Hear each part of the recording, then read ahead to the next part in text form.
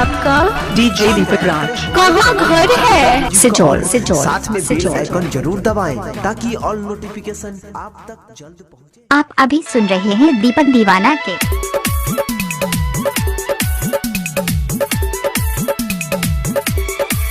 जब देखै छी सूरत कर।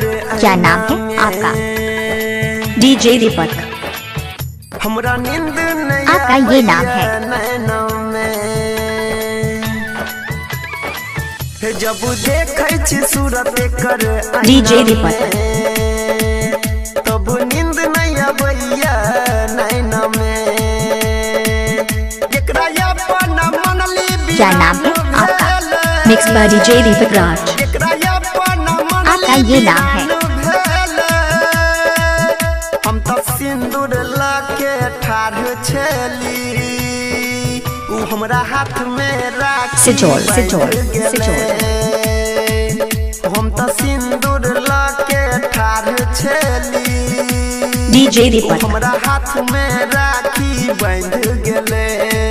Bajrang toll सिचौल।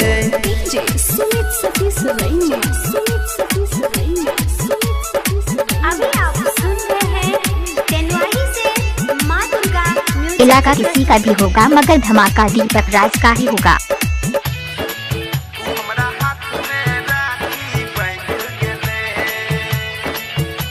Mobile number 7982944267।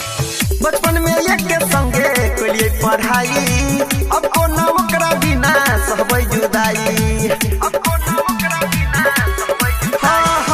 DJ दीपक। एक के संगे कलिए पढ़ाई। अब कोना ओकरा बिना सहबै जुदाई।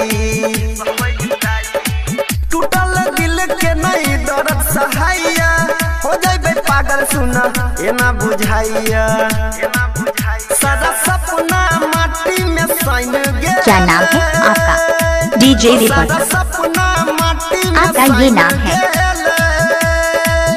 हम तो सिंदूर लाके ठाढ़ छली। उ हमरा डीजे दीपक राज। राखी बांध गेले। हम तो सिंदूर लाके ठाढ़ छली। उ हमरा हाथ में राखी बांध गेले। सिचौल।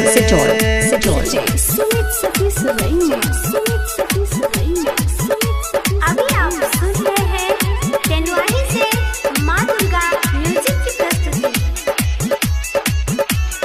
डीजे दीपक।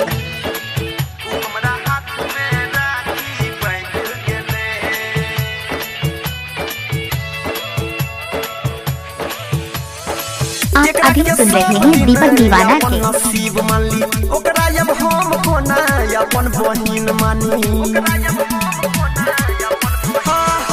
जेकरा के आप अभी सुन रहे हैं सिंगर दीपक यादव के। ओकरा अब हम कोना अपन बहिन मानी। डीजे दीपक राज। पंकज परवीन के हो गइल जान हो। गायक अनिल के टूटल। सिचौल। दिल के पिंजरा से मोबाइल नंबर 7982944267। हो दिल के पिंजरा से मैना फरार भेल।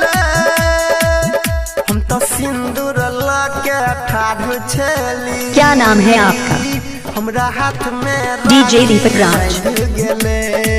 आपका ये नाम है? हम तो सिंदूर लाके ठाढ़ छली। हमरा हाथ में राखी बांध गेले। Mix by DJ Praveen. DJ Deepak. बाजार।